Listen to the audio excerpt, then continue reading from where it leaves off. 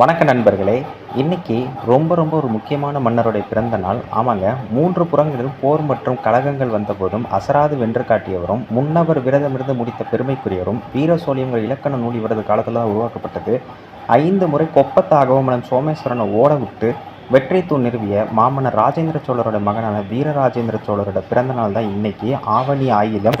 இவர் சம்பந்தப்பட்ட திருமுக்கூடல் கல்வெட்டை நம்ம அடுத்த பதிவில் பார்ப்போம். இன்னைக்கு நாம் ஒரு முக்கியமான கல்வெட்டை பார்க்கலாம். வணக்க நண்பர்களே! இன்றைக்கி நாம் கரூர் பசுபதீஸ்வரர் கோவில் ஏற்கனவே பார்த்தது தான். அந்த கோவிலில் தென்புற சுவரில் மாமன்னர் வீரராஜேந்திரனோட மெய்கீர்த்தி மற்றும் நிலதான கல்வெட்டு எழுதப்பட்டுள்ளது. இது அவருடைய 4ஆம் ஆட்சி ஆண்டு, அதாவது கிபி 1067ஆம் ஆண்டில் இயற்றப்பட்டிருக்கு. வாங்க என்னங்கிறது பார்ப்போம். வீரராஜேந்திர சோழன் யாருன்னா, 2ஆம் ராஜேந்திர சோழனுக்கு தொடர்ந்து சோழ நாட்டு ஆட்சி பீடம் ஏறியவர் தான் இந்த வீரராஜேந்திர சோழன். 2ஆம் ராஜேந்திரனோட தம்பி. இவருடைய காலம் சோழ நாட்டின் வரலாற்றில் பிரச்சனைகள் மிகுந்த காலமாக இருந்தது. ஏன்னா இவர் ஆட்சி செய்தது 7 வருஷம்தான். அந்த 7 வருஷத்தில் எல்லாமே போராகவே இருந்தது. தெற்கு வடக்கு இரு புறங்களிலும் இருந்தும் போர்களையும் போட்டிகளையும் சந்திக்க வேண்டியது. ஒரு பக்கம் ஈழத்தை சமாளிக்கணும், இன்னொரு பக்கம் சாளுக்கியர்களை சமாளிக்கணும். அடுத்து ஆவணி ஆயில்ய நாளில் பிறந்ததாக திருமுக்கூடல் பெருமாள் கோவில் கல்வெட்டு கூறுகிறது. இதை நான் ஏற்கனவே காணொலியாக கொடுத்துருக்கேன். உங்களுக்கு பார்க்கணும்னு நினச்சிங்கன்னா டிஸ்கிரிப்ஷனில் லிங்க் கொடுக்குறேன், பாருங்கள். இந்த காணொலியில் அந்த கல்வெட்டில் உள்ள மெய்கீர்த்தி, இவருடைய மெய்கீர்த்தி இருக்குங்களா, வீரராஜேந்திர சோழன் மெய்கீர்த்தி, அதை மட்டும் நான் இப்போதைக்கு பதிவிடுறேன். அடுத்த பதிவில் கல்வெட்டு செய்தி என்ன சொல்லியிருக்காரு, என்ன நிலதானம் பண்ணியிருக்காரு அப்படிங்கிறத அடுத்த பதிவில் சொல்கிறேன். ஏன்னா ஒரே தான் சொன்னால் புரியாது. சரி, இப்போ பார்ப்போம். மெய்கீர்த்தி. ஸ்வஸ்தி ஸ்ரீ திருவள்ளர் திரள்புய திருநில வளையன் தன் மணிப்பூனென தங்கி பன்மணி கொற்ற வெண்குடை நிழற்குவளைய துயிர்களை, உயிர்களின் அர்த்தம், துயிர்களை பெற்றதாயிலும் பெறமற்றுள்ளவரை கடலரசர் தன்னடி இனிலோதுங்க உரை பிளத்துடை களியது ஒதுங்க முறைமையில் அரும்பெறல் தமையனை முன் வந்தானை இரும்புவி புகழ் ராஜராஜனென்றொடிர் மணிமுடி சூட்டி தன் இரு மைந்தனாகிய அப்படின்னு இதில் கொடுத்துருக்காங்க. இப்போ இதனுடைய விளக்கத்தை பார்ப்போம். மங்களம் உண்டாகட்டும். திருமகள் வசிக்கின்ற, அதாவது லக்ஷ்மி தேவி வசிக்கின்ற, அதை தான் திருவள்ளர்னு கொடுத்துருக்காங்க, பெரிய பூமியாகிய வட்டத்தை தன் ரத்தின ஆபரணம் என தாங்கி, பூமி வட்டம் இருக்குது பார்த்தீங்களா, அதாவது திருமகள்னா லக்ஷ்மி தேவி வசிக்கின்ற இந்த பூமிங்கிற வட்டத்தை தன் ரத்தன ஆபரம் அப்படின்னு தாங்கியிருக்காராம். அதுதான் இருநில வளையம் தன் மணிப்புண் என தாக்கின்னு சொல்கிறாங்க. பல முத்துக்களால் அலங்கரிக்கப்பட்ட, அதுதான் பன்மணி, வெண்மையான குடை நிழலாக, வெண்கொற்ற குடைன்னு சொல்லுவாங்களா, அதுதான் வெண்மையான குடை. அது நிழல் போல இருக்கான். எதுக்கு? பூமிக்கு நிழலாக பூமியில் உள்ள அதன் நிழற்குவளையம்னு சொல்லி உயிர்களை, எல்லா உயிர்களையும் பெற்ற தாயை காட்டிலும் பாதுகாத்து இந்த மாமன்னரை புகழ்ந்து சொல்கிறாங்க. தாயை விட இந்த மாமன்னர் எல்லா உயிர்களையும் பத்திரமா பாதுகாக்கிறாராம். பெற்ற தாயினும் பெறமற்றுன்னு சொல்கிறாங்க. ஒலிக்கின்ற வீர கழலை அணிந்த அரசர், கழல்னா ஆபரணம், தன்னுடைய, அதான் அரைக்கடல் அரசர்னு கொடுத்துருக்காங்க, தன்னுடைய பாதத்தில் வீட்டிற்கும், இந்த பாதம், இந்த நிலத்துக்கு கீழே இருக்கக்கூடிய பாதாள உலகத்தில் வறுமையானது பதுங்கி கொள்ள, இவரை பார்த்து பயந்து, வறுமைங்கிறது பாதாள லோகத்தில் போய் பயந்து ஒளிஞ்சிக்குது தான், அதான் விரைப்புலத்துறைன்னு சொல்கிறாங்க. அதேமாதிரி தனக்கு முன் பிறந்த தமையன் 2ஆம் ராஜேந்திரனுக்கு ஒரு பட்டம் சூடுறாரு. அது என்னங்கிறது இப்போ பார்ப்போம். கங்கை கொண்ட சோழனை எழுப்பறி யானை சேனை சோழ பாண்டிய நென்றுண்டுயிர் மணிமுடி பாண்டி மண்டலம் கொடுத்தருளிய வாட்கை வடிக்கொண்ட கதிர்வேல் முடிக்கொண்ட சோழனை சுந்தர சோழன் என சுடர்முடி சூட்டி என் தமிழ் பெருஞ்சிறப்பருளி தன் கிளை வருலகத்தவர் குறிய வகலிடம் வேறருளி இகழ் விலை விருதோடு மலைக்கும் விக்கலன்றன்னோடும் வெஞ்சிலை தடக்கை மாசம்மந்தரை கங்கப்பாடி களத்திடை நின்று துங்கபத்திரின்னா துங்கபத்திரைன்னு அர்த்தம், துங்கபத்ரா நதின்னு சொல்லுவோம்ல, அது கரை புகந்துரத்து அங்கவர் வேங்கை நாட்டிடை மிண்டவர் விட்ட தாங்கரும் பெருவழி தண்டு கெட தாக்கி மாதண்ட நாயகன் சாமுண்ட ராஜனை சென்றவன் சிரத்தனை அறுத்து மற்றவனொரு மகளாகிய விருகைய தேவி நாகலை என்னும் தோகயம் சாயலை முகத்தோடு மூக்கு வேறாக்கு பகைத்தெதிர் 3ஆம் விசையினும் வென்றதிர் பொருது பரிபவன் தீர்வதென கருதி பொருத புனல் குடல் அப்படின்னு 2ஆம் பகுதியை இப்போ நம்ம பார்க்குறோம். சரி, இதனுடைய அர்த்தம் தம் புதல்வர் முதல்ல வந்து இப்போ தன்னுடைய அண்ணனான 2ஆம் ராஜேந்திரனுக்கு ராஜராஜன் அப்படிங்கிற பட்டத்தை கொடுக்குறாரு. யார்? இந்த மாமன்னர் வீரராஜேந்திரன். இப்போ புதல்வர்களுக்கு வராரு. மூத்தவர் பேர் வந்து பார்த்திங்கன்னா கங்கை கொண்ட சோழன். அந்த கங்கை கொண்ட சோழனுக்கு எழுப்பரி யானை சேனை சோழ பாண்டியர் அப்படிங்கிற பட்டத்தை கொடுக்குறாரு. அடுத்த மகனுக்கு அவர் எப்படி குறிப்பிட்றாங்கன்னா பாண்டிய மண்டலத்தோட கிரீடம் இருக்குது பார்த்தீங்களா, அதை வந்து அவர்களுக்கே திருப்பி அளித்த கதிர்வேல் முடிக்கொண்ட சோழன் அப்படிங்கிறத அந்த இன்னொரு பையன் பேர். அவருக்கு சுந்தர சோழன் அப்படிங்கிற பட்டத்தையும் இவருடைய சொந்தக்காரங்க உறவினர்கள்லாம் இருக்காங்களா அவங்களாம் தமிழுக்கு பெருஞ்சிறப்பு செய்தாங்க அப்படிங்கிற காரணத்தினால பூமி அதை தான் கிளைஞர்கள்னு கொடுத்துருக்காங்க. உறவினர்கள்னால் கிளைஞர்கள்னு அர்த்தம். பூமியில் பல பகுதிகளை ஒதுக்கி இவரோட ஆட்சிக்கு உட்பட்ட பல இடங்களில் வந்து அவங்களுக்குலாம் நிலப்புலன்களெல்லாம் ஒதுக்கி அதான் வகலிடம் வேறு வேறருளின்னு கொடுத்துருக்காங்க. அடுத்து பகையை விளைவிக்கின்றனா அதாவது இகல் விளை விருதோடுன்னு சொல்கிறாங்க. போர் செய்கின்ற அதான் மலைக்கும் விக்கலனோடு. விக்கலன் யாருன்னா 2ஆம் ராஜேந்திரன் ஆகவமல்லனை தோக்கடிச்சார். இப்போ விக்கலன் யாருன்னா அந்த ஆகவமல்லனோட 2ஆம் மகன். தனது பெரும் கோபமுடைய படையை திரட்டி மற்றும் சேனாதிபதிகளோடு கங்கப்பாடி களத்திற்கு இப்போ 2ஆம் ராஜேந்திரன் வந்து அவரை தோக்கடிச்சிட்டாரு. இப்போ வீரராஜேந்திரன் மறுபடியும் போகிறார். அதான் வெஞ்சிலை தடைக்குன்னு சொல்கிறாங்க. வீரராஜேந்திரன் வரும்போது எதிர்க்க வந்த சாளுக்கிய படையை தாக்கி துங்கபத்திர கரைக்கு விரட்டி விட்டுறாங்க. இப்போ சோழப்படை எங்கே அடுத்து போகுதுன்னா அப்போது ஆகவமல்லன் வேங்கி நாட்டிலிருந்து மீண்டும் ஒரு படையை அனுப்ப அதனையும் சோழப்படை சர்வநாசம் செய்தது. அதாவது 2 சாளுக்கியர்கள் தங்களை தாக்க வராங்கங்கிறத தெரிஞ்சுக்கிட்டு சோழர்கள் மறுபடியும் என்ன பண்ணுறாங்க, தாக்க போகிறாங்க. தாக்கி துங்கபத்திரை நதியை விரட்டி விட்டுறாங்க. அப்போ ஆகவமல்லன் வந்து வேங்கி நாட்டிலேருந்து இன்னொரு படையை அனுப்புகிறான். சரிங்களா? அப்படி அனுப்பும் போது அந்த படையை சர்வநாசம் செஞ்சிருது சோழப்படை. அதுதான் வேங்கை நாட்டிடை மீண்டவர் விட்ட தாங்கரும் பெருவடி தண்டு கிடன்னு இதில் சொல்கிறாங்க. சொல்லிட்டு சாளுக்கிய சேனாதிபதி அதான் மாதண்ட நாயக்கன்னு சொல்கிறாங்க.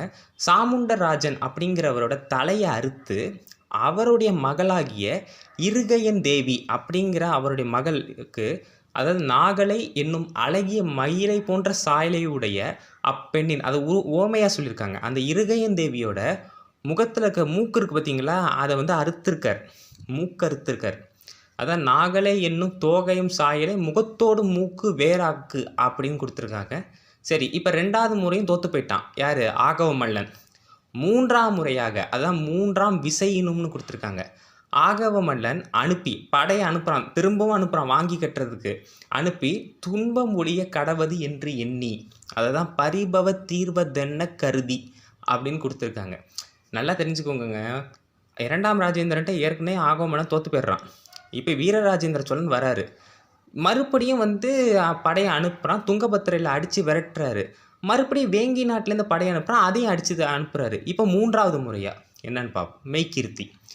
சங்கத்ம தாகவ மல்லன் மகனாகிய விக்கலன் சிங்களன் என்றிருவர் தம்மோடும் மென்னில் சாமந்தரை வென்றடு தூசி முன்விட்டு தன்றுனை மன்னன் தானும் பின்னடுத்திருந்து வடக்கடலென வகுத்தவன் தானையை அதை யானையை கடக்களிரொன்றல் கலக்கியுடல் பரி கோசல சிங்கள கொடிப்படை முன்னார் தூசி வெண்களிற்றோன் துணித்து கேசவதண்ட நாயக்கன் கேத்தரசன் திண்டிரன் மாராயன் திரர் பொற்தயலிக்கல் செய்ய போர்க்கோதை மூவேந்தி என்றார் தடுத்து பிளநேக சாமந்தரை சின்னா பிணஞ்செய்து பின்னை முதலியாகிய மதுவனன்னா ஒரு தளபதி பேர், மதுவண்ணன் ஓட விரித்த தலையோடு விக்கலனோட செருக்களினிந்து சங்கலனோட அனலை அப்படின்னு கொடுத்துருக்காங்க. இதில் இந்த ஆகவமல்லனுக்கு 2 பசங்க இருந்திருக்கானுங்க. ஒருத்தன் பேர் விக்கலன், இன்னொருத்தன் பேர் சிங்களன். சரிங்களா? இந்த போர் எங்கே 3ஆம் போர் எங்கே நடந்திருக்குன்னா கூடல் சங்கமம் அப்படிங்கிற இடத்துல நடந்திருக்கு. பார்ப்போம். மோதுகின்ற தண்ணீரையுடைய கூடல் சங்கமத்தில் இது எங்கே இருக்குது அப்படின்னா கிருஷ்ணா நதிக்கும் துங்கபத்திரைக்கும் நடுவில் பகுதியை தான் கூடல் சங்கமம்னு சொல்லுவாங்க. அந்த இடத்துல தான் 3ஆம் முறையாக சண்டை நடக்குது. ஆகவமல்லன் மற்றும் அவனது 2 மகன்கள் விக்கலன், சிங்களன் மற்றும் அவனது அளவற்ற சேனாதிபதிகள் என அனைவரையும் சோழப்படை ஜெயிச்சுட்டு முன்னால் இருக்கும் வீரர்களின் படை, இந்த முன்னால் இருக்கும்ல அரசனுக்கு முன்னால் ஒரு படை இருக்கும்ல, அந்த படையையும் அழித்து தோக்கடிச்சிடுறாங்க. அதை அடுதூசி முன்விட்டுன்னு சொல்கிறாங்க. அதன் அருகில் இருந்த மன்னன் ஆகவமல்லனின் பக்கத்தில் இருந்த அதான் பின்னடுத்திருந்து ஆகவமலன் பக்கத்தில் இருந்த வடக்கடல் போல வகுத்திருந்த ஆகவமலன் யானைப்படையை முதல்ல முன்னாடி இருந்த படையை அழிக்குது சோழப்படை. ரெண்டாவது இப்போ யானைப்படையை போய் அடிக்குது. அந்த யானைப்படையை தமது கடல் போன்று இருந்த மதம் கொண்ட யானைப்படையை வைத்து உலுக்கி சொல்கிறது புரியுது. அதுதான் வடக்கடல் என வகுத்தவன் தானையைன்னு ஆகவமல்லனோட யானைப்படையை சொல்கிறாங்க. கடல் களிற்றோன்றல் கலக்கின்னு சோழர்களோட யானைப்படையை சொல்கிறாங்க. சோழர்கள் யானைப்படை ஆகவமல்லனோட யானைப்படையை கடல் போல் சாய்ச்சி தள்ளிட்டுங்கிறது அர்த்தம்.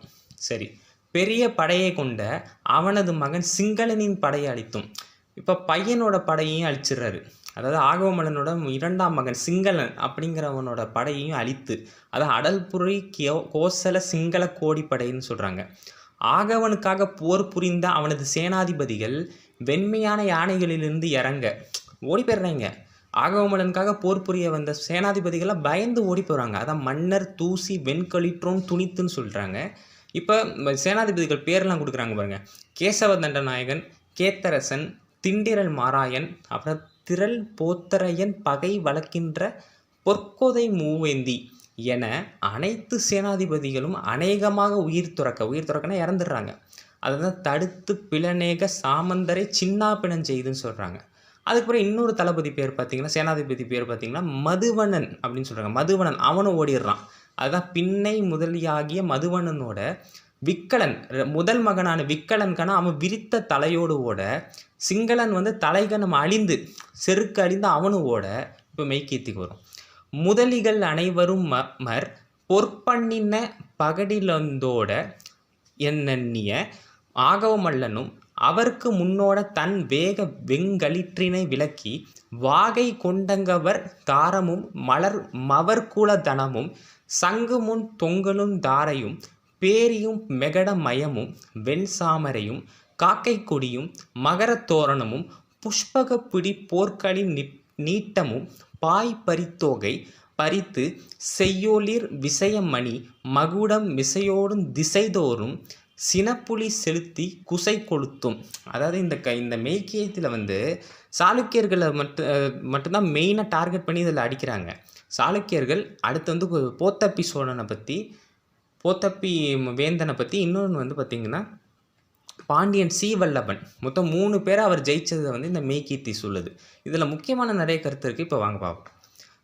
இன்னொன்று புரவி போத்தப்பி, அதான் நான் சொன்னேன், புரவி போத்தப்பி வேந்தனை வாரனை வனைக்கலல் தொன்றனை தாராசனா தன், அதாவது சனநாதன்கிறத அப்படி கொடுத்துருக்காங்க. சனநாதன் தம்பியை போர்க்களத்தலங்கள் சூழ்பசும் தலையறிந்து, அதாவது தலையை வெட்டிடுறாங்கன்னு அர்த்தம், தலையறிந்து புலங்கலல் தென்னவனை தான் பாண்டியன் சீவல்லவன் மகன் சிறுவனை மின்னவில் மணிமுடி வீரகேசரியை கதக்கட களிற்றாளுள் உதைத்திட்டு மரக்கோடு செய்து வரப்பகா செங்கோல் செலுத்தி வேத நீதியை விளக்கி மீத்துயர் வீர தனிக்கொடி தியாக கொடியோடும் ஏற்பவர் வருகென்று நிற்றம்ப போர்த்தொடி வாய்மையில் நெய்த வீற்றிருந்த மேவரும் மனுநெறி விளங்க கோராசகேசரி பரமரான உடையார் ஸ்ரீ வீரராஜேந்திர தேவருக்கு அப்படிங்கிறதோட இந்த மெய்கீர்த்தி முடியுது.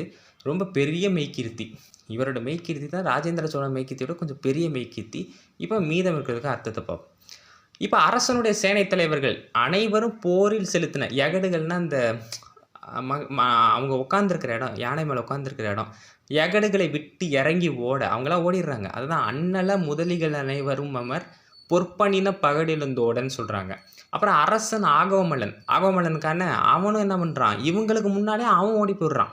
அதான் முன்னால் ஓட அவன் தன் வேகமாக செல்கின்ற ஆண் யானையை விட்டு ஆண் யானை அவன் வச்சிருக்க அந்த யானையை விட்டே ஓடிடுறான்.